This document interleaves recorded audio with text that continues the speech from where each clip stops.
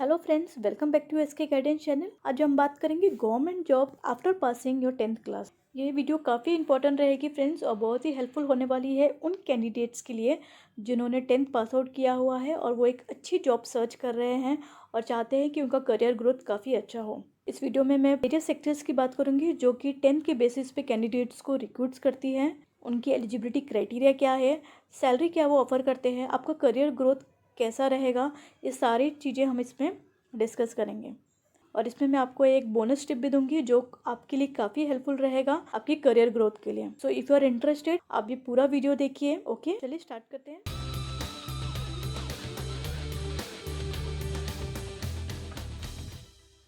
Okay, तो सबसे पहले हम मेजर सेक्टर्स देखेंगे जहाँ पे आप after passing your 10th class job कर सकते हो। ओके, एंड दीज आर, देखिए पहला है रेलवे। रेलवे में भी आप ज्वाइन कर सकते हो on the basis of 10th, या फिर आप डिफेंस सेक्टर में भी ज्वाइन कर सकते हो। Then the third one is staff selection commission. Then the next one is state level government job. Yes friends, state level पे भी बहुत सारी वैकेंसीज आती है सिर्फ 10th बेस्ड कैंडिडेट्स के लिए। And the last one is other job. Others jobs के अंडर आता है बहुत सारे अलग अलग फील्ड से रिलेटेड जॉब्स जिसके बारे में मोस्टली लोगों को पता नहीं होता है। सो उसकी अवेयरनेस भी होनी चाहिए ताकि आप अप्लाई कर सको। ओके, देन सबसे पहले हम रेलवे सेक्टर के बारे में देखेंगे। अगर आपको आरआरबी ज्वाइन करना है on the basis of your 10th, then क्या क्या अपॉर्चुनिटीज़ होती है फ्रेंड्स। आप आरआरबी ग्रुप डी में ज्वाइन कर सकते हो और इसमें बहुत सारी पोस्ट आती हैं। Track maintainer, assistant, porter, guard, helper, fitter, cabin man, lever man, porter, then switch man, track man. Okay, ये सब ग्राउंड लेवल के जॉब्स होते हैं फ्रेंड्स। और इसकी जो एज लिमिट है वो है 18 टू 33 ईयर्स। एंड इसमें जो आपको पे स्केल दी जाती है इट्स अराउंड 20,000 एंड इसकी ग्रेड पे है 1800। एंड फ्रेंड्स, ये मैं सिर्फ बेसिक सैलरी आपको बता रही हूँ, इसमें आपकी फैसिलिटीज़ भी ऐड होती हैं। सो आप सिर्फ एक बेसिक सैलरी मत देखिए, इसमें जो आपको फैसिलिटीज़ एडअप होती है उसे भी काउंट कीजिए। Okay, then second one is RRB ALP. ALP means assistant loco pilot. ये एक लोको पायलट की पोस्ट है फ्रेंड्स। इसकी एज लिमिट है 18 टू 28 ईयर्स। यस, लेकिन इसमें एक एडिशनल रिक्वायरमेंट है, मीन्स 10th प्लस ITI का सर्टिफिकेट आपके पास होना चाहिए किसी भी ट्रेड से। मैंने असिस्टेंट लोको पायलट पे वीडियो ऑलरेडी बनाई हुई है, आप वो देख सकते हो for more detail for the eligibility criteria. Okay, उसकी जो लिंक है वो आपको डिस्क्रिप्शन बॉक्स में मिल जाएगी। एंड इसमें जो आपको पे स्केल मिलती है friends it's around 35,000। And the next one is railway apprentice. ये भी ITI कैंडिडेट्स के लिए है friends, means like fitter, electrician, machinist, welder, electronics. Okay, ये सारे ट्रेड्स के लिए बहुत सारी वैकेंसीज आती है friends. So I will suggest, अगर आपने 10th पास आउट किया है तो आप ITI ज़रूर कीजिए। इससे आपकी क्वालिफिकेशन अपग्रेड होगी, प्लस आपका पे स्केल भी अपग्रेड होगा। सी इसकी ग्रेड पे है 2800। ओके, क्योंकि ये एक टेक्नीशियन की पोस्ट है। ITI पे भी फ्रेंड्स मैंने बहुत सारी वीडियो अपलोड्स की हैं, आप देख सकते हो। इसकी एज लिमिट है 15 टू 24 ईयर्स। दूसरा है RPF constable, railway police force. Yes, अगर आपको पुलिस फोर्स ज्वाइन करना है तो ये बहुत ही अच्छा ऑप्शन है फ्रेंड्स। आप एज अ कांस्टेबल भी ज्वाइन कर सकते हो रेलवे में। इसकी एज लिमिट है 18 टू 25 ईयर्स। एंड इसमें जो आपको पे स्केल दी जाती है it's around 26,000 to 32,000 per month. काफ़ी अच्छी पे स्केल है friends. Then last one is DLW, diesel locomotive work. Friends, इसमें दो पोस्ट होती है, एक ITI कैंडिडेट्स के लिए होती है और एक नॉन ITI कैंडिडेट्स के लिए होती है। लेकिन मैंने यहाँ पे सिर्फ नॉन ITI पोस्ट मेंशन की है कि अगर आप सिर्फ 10th के बेसिस पे अप्लाई करना चाहते हो तो आपके पास ऑप्शन है। ये भी फ्रेंड्स टेक्नीशियन के लिए होती है, like fitter, welder, then electrician. लेकिन इसमें आपको 10th के बेसिस पे रिक्रूट कर लेते हैं और बाद में आपको ट्रेनिंग दी जाती है और उसके बाद में आफ्टर कंप्लीटिंग योर ट्रेनिंग आप जॉब ज्वाइन कर सकते हो। ओके, इसमें भी पे स्केल अच्छी है फ्रेंड्स, मोर देन 20,000 और इसमें ग्रेड पे होती है आपकी 1900। और इसकी जो एज लिमिट है वो है 15 टू 22 ईयर्स। और अगर आप ITI कैंडिडेट हो तो उसके लिए एज लिमिट होती है 15 टू 24 ईयर्स। ओके फ्रेंड्स, सिर्फ 10th के बेसिस के लिए भी ये ऑप्शन अच्छा है। जैसे कि मैं अभी आपको रेलवे अप्रेंटिस के बता रही थी, उसमें ITI की पोस्ट कंपलसरी होती है, लेकिन DLW में आप नॉन ITI की बेस पे भी ज्वाइन कर सकते हो। तो आई think friends it's a good option, 10th के बेसिस पे आप रेलवे में ज्वाइन कर सकते हो। Okay, then next one is defence sector. Defence आप सभी को पता है कि इट्स डिवाइडेड इनटू 3 ग्रुप, और Indian army, Indian navy and Indian air force. Yes, आप ये तीनों सेक्टर में, तीनों फोर्स में ज्वाइन कर सकते हो only on the basis of 10th। सो कौन से डिफेंस सेक्टर में क्या पोस्ट अवेलेबल है और क्या एलिजिबिलिटी क्राइटेरिया है वो हम वन बाय वन देखेंगे। ओके फ्रेंड्स, बहुत सारे लोगों का ड्रीम होता है कि उन्हें आर्म फोर्स ज्वाइन करना है, इंडियन नेवी ज्वाइन करना है, एयरफोर्स ज्वाइन करना है, लेकिन अगर आपका क्वालिफ़िकेशन उतना नहीं है, आप एलिजिबल नहीं हो, तो फिर वो आप नहीं कर सकते हो। लेकिन on the basis of 10th इतने कम क्वालिफ़िकेशन से भी आप इंडियन आर्मी, नेवी और एयरफोर्स ज्वाइन कर सकते हो। बस उसकी आपको नॉलेज होनी चाहिए, कब उसकी रिक्रूटमेंट निकलती है, कब वैकेंसी आती है, वो आपको पता होना चाहिए। सबसे पहले हम देखेंगे इंडियन आर्मी। पहला पोस्ट है friends soldier GD general duty. Okay इसकी एज लिमिट है 17.5 से 21 साल तक आप अप्लाई कर सकते हो। क्वालिफिकेशन है फ्रेंड्स, अगर आप 10th पास हो with 45% marks in aggregate and 32% आपका हर एक सब्जेक्ट में होना चाहिए। अगर सपोज़ आपका क्वालिफिकेशन ज़्यादा है, मतलब आपने 12th पास किया है या उससे ज़्यादा है, तो ये जो परसेंटेज का जो क्राइटेरिया है वो भी नहीं मैंडेटरी है। ओके दूसरा है सोल्जर ट्रेड्समैन। इसकी एज लिमिट है 17.5 से 23 साल तक आप अप्लाई कर सकते हो। क्वालिफिकेशन है फ्रेंड्स, इसमें नॉन मैट्रिक जो 8th पास है वो भी इसके लिए अप्लाई कर सकते हो, जो 10th पास है वो भी अप्लाई कर सकते हैं। ये जो मैंने अभी आपको सोल्जर जीडी और ट्रेड्समैन की जो जॉब बताई है, ये मोस्टली लोगों को पता होती है, फेमस होती है, तो लोग इसके लिए अप्लाई करते हैं। लेकिन इसमें और भी एंट्रीज होती है जो बहुत लोगों को पता नहीं होती है, और ये भी काफ़ी अच्छा जॉब प्रोफाइल है। AMC army medical Corp non technical department. Friends army medical corps means mostly recruit करती है डॉक्टर्स को। ओके लेकिन नॉन टेक्निकल में डॉक्टर्स की नीड नहीं होती है, जो असिस्ट करते हैं डॉक्टर्स को या हॉस्पिटल में as a assistant, as a helper जो काम करते हैं, उनको बोलते हैं AMC non technical department. Okay इसकी एज लिमिट है मैक्सिमम 42 ईयर्स तक आप इसे अप्लाई कर सकते हो। Unmarried married both are eligible. Selection procedure friends, इसमें 2 स्टेज होते हैं सिलेक्शन के। पहले आपका एसएसबी इंटरव्यू होता है फ्रेंड्स। ये जो एएमसी एनटी है ये एसएसबी कंडक्ट करती है, सो इसका आपका इंटरव्यू होगा, और आपका सेकेंड जो स्टेज है वो मेडिकल एग्जामिनेशन होगा। बस आपका कोई रिटन टेस्ट नहीं होगा, कोई एग्जामिनेशन वैसे नहीं होगा, सिर्फ एक इंटरव्यू होगा, वो भी काफ़ी बेसिक होगा, और फिर आपका मेडिकल एग्जामिनेशन होगा। I think friends it's really easy to crack. और आप एक बार अगर आप आर्मी में ज्वाइन करते हो, देन आपका जैसे एक्सपीरियंस होगा उसके हिसाब से आपकी इंक्रीमेंट भी होती है, प्लस आप उसके साथ साथ आप स्टडी कर सकते हो और आप दूसरे पोस्ट के लिए भी अप्लाई कर सकते हो। ओके दूसरा है APS army postal service. Postal service के बारे में तो आप सभी को पता है, यह आर्मी डिपार्टमेंट में भी होता है। इसकी एज लिमिट है मैक्सिमम 45 ईयर्स। अभी हम बात करेंगे नेवी की। अगर आपको नेवी में ज्वाइन करना है देन आप ज्वाइन कर सकते हो as a MR entry matric basis पे, एज और स्टीवर्ड, या फिर नॉन मैट्रिक एंट्री भी होता है, सैनिटरी हाइजीनिस्ट के बेसिस पे आप ज्वाइन कर सकते हो फ्रेंड्स। इसकी एज लिमिट है 17 to 21 ईयर्स। ओके इसकी सैलरी होगी अराउंड 25,000। इसमें भी सारे perks and facilities friends add होते हैं। फ्रेंड्स मैं सारे बेसिक पे स्किल बता रही हूँ for the initial level. The next one is Indian air force. Friends इसमें बहुत सारी पोस्ट निकलती है, वैकेंसीज निकलती है for the painter, for the carpenter, MTS, AC mechanic, fitter, tailor. इसमें फ्रेंड्स जो मैंने ट्रेड के नाम लिए उसके लिए आपको आईटीआई के सर्टिफिकेट्स लगेंगे, लेकिन एमटीएस है तो उसके लिए आपको सिर्फ 10th के बेसिस पे आपका रिक्रूटमेंट होता है। सो अगर आपके पास सिर्फ 10th का सर्टिफिकेट है तो आप एमटीएस के लिए अप्लाई कर सकते हो। अगर आपके पास कोई आईटीआई या डिप्लोमा का सर्टिफिकेट है तो आप ये किसी भी ट्रेड के लिए अप्लाई कर सकते हो। एज लिमिट है 18 to 25 ईयर्स तक आप अप्लाई कर सकते हो। इसकी पे स्केल काफ़ी अच्छी है फ्रेंड्स, लेवल 1 to लेवल 4 तक आपको दी जाती है। और अगर ट्रेड की बात करें तो ट्रेड के लिए सबके लिए अलग अलग पे स्केल है फ्रेंड्स, और वो काफ़ी अच्छी दी जाती है बिकॉज वो टेक्निकल डिपार्टमेंट में आ जाता है। नेक्स्ट है फ्रेंड्स स्टाफ सिलेक्शन कमीशन। ये रिक्रूट करती है 10th पास आउट को for the assessee MTS post, जो कि होता है गार्डनर, प्यून, दफ्तरी, वॉचमैन, क्लीनिंग स्टाफ। इसकी एज लिमिट होती है फ्रेंड्स 18 to 25 ईयर तक आप अप्लाई कर सकते हो। या फिर एसएससी के कुछ सिलेक्शन पोस्ट होते हैं like office attendant, field attendant, canteen attendant, binder. इसकी एज लिमिट है 18 to 30 ईयर तक। इन दोनों के लिए आप अप्लाई कर सकते हो।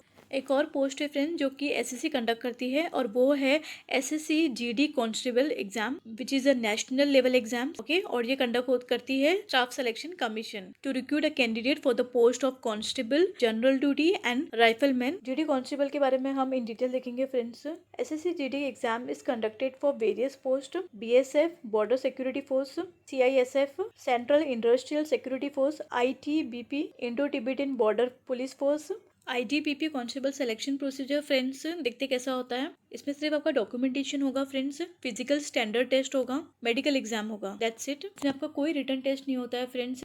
मीन्स मेरा मेन कंसर्न फ्रेंड्स यही है कि ये जो भी 10th के बेसिस पे एग्ज़ाम्स हो रहे हैं, इसके जो एग्ज़ाम्स होते हैं वो काफ़ी लाइट है। कोई टफ नहीं है जैसे कि आपके कॉम्पिटिटिव एग्ज़ाम्स होते हैं गवर्नमेंट एग्ज़ाम क्रैक करने के लिए।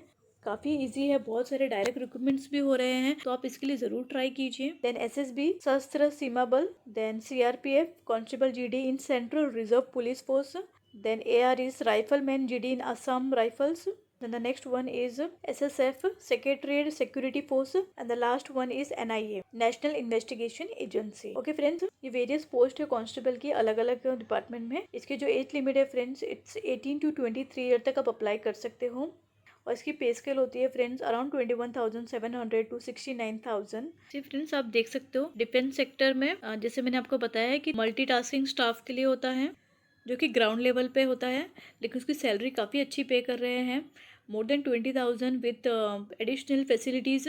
और जो मैंने अभी आपको डिस्कस की है BSF CRPF, इन सब का आप ग्रेड पे देख सकते हो। इनकी पे स्केल देखिए काफ़ी अच्छी है। इसमें एक और है फ्रेंड्स, मैं ऐड करना चाहूँगी, it's a border road organisation BRO multi skill worker, post is ITI worker, age है इसका 18 to 25 ईयर तक आप अप्लाई कर सकते हो, एंड इसकी पे स्केल है 18,000 to 56,900। तो फ्रेंड्स ये था डिफेंस सेक्टर के बारे में, तीनों आर्म फोर्स के बारे में, army, Indian navy and Indian air force. Okay, इसमें सबसे बेस्ट है फ्रेंड्स GD कांस्टेबल की जो भर्ती होती है वो काफ़ी अच्छी है, क्योंकि कम लेवल पे आपके 10th के बेसिस पे ही एज अ कांस्टेबल की आपको पोस्ट मिल रही है। देन आफ्टर आपके एक सर्विस ऑफ एक्सपीरियंस के बाद में आपको प्रमोशन मिलता है, आपकी सैलरी भी बढ़ती है। काफ़ी अच्छी प्रेस्टिजियस जॉब है friends, only on the basis of 10th। Okay, तो आई थिंक आपको इसके लिए अप्लाई करना चाहिए अगर आप 10th पास आउट हो। और इसके लिए बहुत ह्यूज वैकेंसीज निकलती है फ्रेंड्स, हर एक स्टेट में भी अलग अलग वैकेंसीज निकलती है कांस्टेबल के लिए। बिहार, यूपी में बहुत ही लॉट में इसकी वैकेंसीज निकलती है, तो आप इसके लिए जरूर अप्लाई कीजिए। Then next one is Indian post. Friends, मैंने आपको बोला था कि वेरियस पोस्ट जो निकलते हैं 10th के लिए वो भी मैं डिस्कस करूंगी। इंडियन पोस्ट फ्रेंड्स बहुत सारे पोस्ट के लिए निकलती है, लाइक GDS ग्रामीण डाक सेवक, then MTS multitasking, then postman, ये सब पोस्ट होते हैं फ्रेंड्स। इसका जो सिलेक्शन प्रोसीजर होता है मेरिट लिस्ट पे होता है फ्रेंड्स। ये बेस्ट जॉब है, ऐसा लगता है कि ये पोस्ट का जॉब है, लेकिन बहुत सारे कैंडिडेट्स हैं जिन्होंने only on the basis of 10th without giving any exam उनको ये जॉब लग गई है। और पहले आपका कुछ फील्ड वर्क होता है, बाद में आपको जैसे जैसे प्रमोशन होती है तो आपके जो जॉब पोस्ट है वो भी बढ़ता है। लाइक आप बाद में ब्रांच पोस्ट मास्टर BPM की पोस्ट पे भी जा सकते हो, असिस्टेंट ब्रांच पोस्ट मास्टर, डाक सेवक, बहुत सारे पोस्ट है फ्रेंड्स। ये कुछ क्राइटेरिया होता है, like after so and so year आपकी सर्विस हो जाती है, लाइक 5 ईयर 3 ईयर, तो उसके बाद आपकी प्रमोशन हो जाती है। और सबसे अच्छी बात है फ्रेंड्स, इसमें आपका कोई रिटन एग्जाम्स नहीं है, only on the basis of merit list आपको ये जॉब लग सकती है, which is in a government में। आप समझ रहे हो आपको कितनी सारी फैसिलिटीज़ मिलती है। सैलरी आपकी होगी अराउंड 20,000। देखिए ग्रामीण डाक सेवक GDS की क्वालिफिकेशन है 10th पास। ओके, इसकी एज लिमिट है 18 to 40 ईयर तक आप अप्लाई कर सकते हो। सिलेक्शन प्रोसीजर आपका सिर्फ मेरिट लिस्ट है, अगर आपने अच्छा मार्क्स स्कोर किया है 10th पे तो आपको आराम से ये जॉब लग सकती है। अगर आप मल्टीटास्किंग स्टाफ के लिए कर रहे हो देन आपका 10th होना चाहिए या फिर ITI पास हो तो भी आप अप्लाई कर सकते हो। इसकी एज लिमिट है 18 to 25 ईयर। फ्रेंड्स, इसकी एज लिमिट कम है, लेकिन देखिए आप GDS की एज लिमिट काफ़ी ब्रॉडन है, 18 to 40 ईयर्स तक आप अप्लाई कर सकते हो। लाइक सपोज आप अभी तक आप स्टेबल नहीं हुए अपने लाइफ में तो आप इसके लिए अप्लाई कर सकते हो। इसकी जो सिलेक्शन प्रोसीजर है वो भी मेरिट लिस्ट है। ओके, और या फिर आप पोस्टमैन या फिर मेल गार्ड के लिए भी अप्लाई कर सकते हो। You can see this postman and mail guard, इसके लिए सिर्फ 10th पास एंड अबव रहेगा तो भी अप्लाई कर सकते हो। एंड इसकी एज लिमिट है 18 to 27 ईयर, एंड इसका भी सिलेक्शन प्रोसीजर मेरिट लिस्ट पे ही होता है। Then the next one is ISRO. Yes, आप इसरो में भी ज्वाइन कर सकते हो on the basis of 10th। इसकी पोस्ट है friends heavy vehicle driver, light vehicle driver, as a cook और एज अ फायरमैन आप ज्वाइन कर सकते हो इसरो में।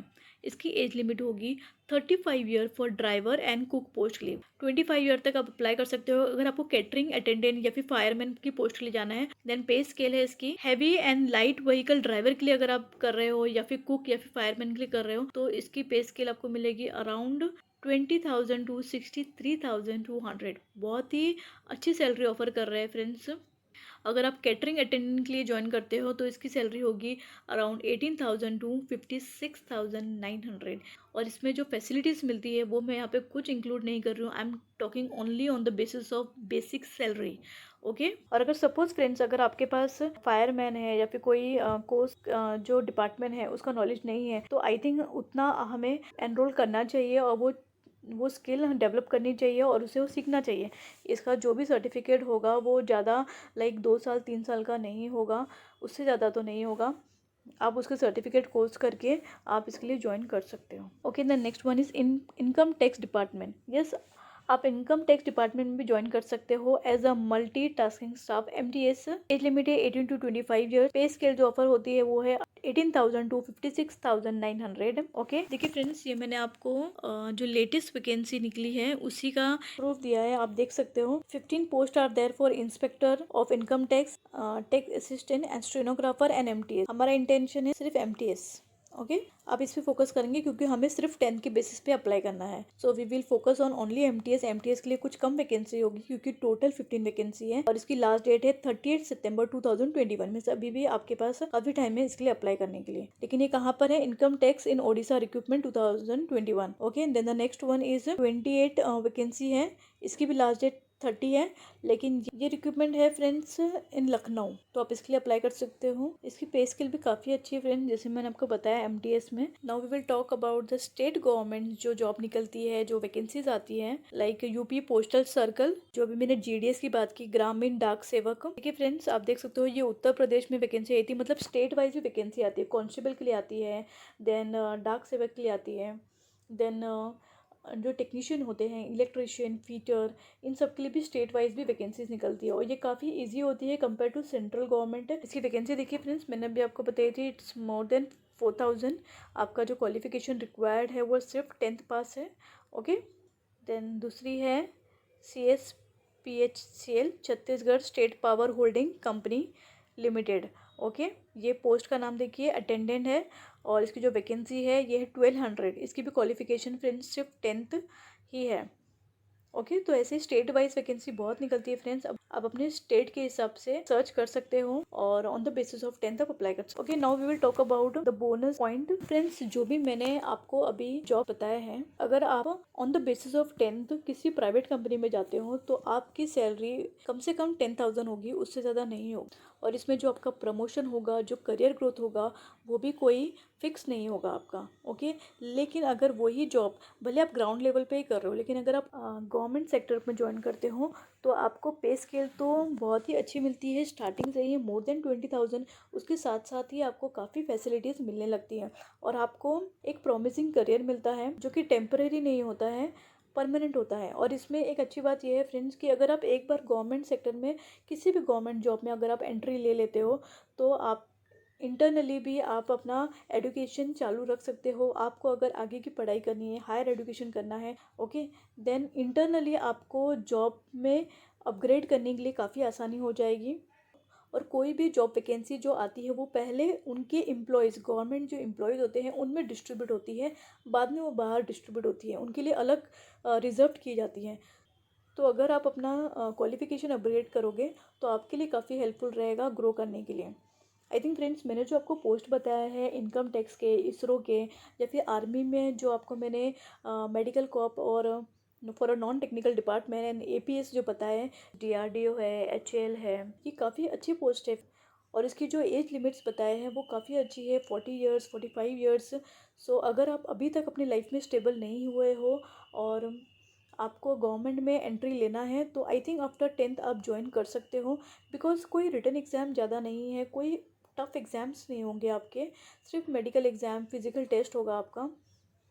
एक बात मैं ज़रूर बोलना चाहूँगी फ्रेंड्स कि अगर आप 10th पास आउट हो तो आप ज़रूर ITI कीजिए।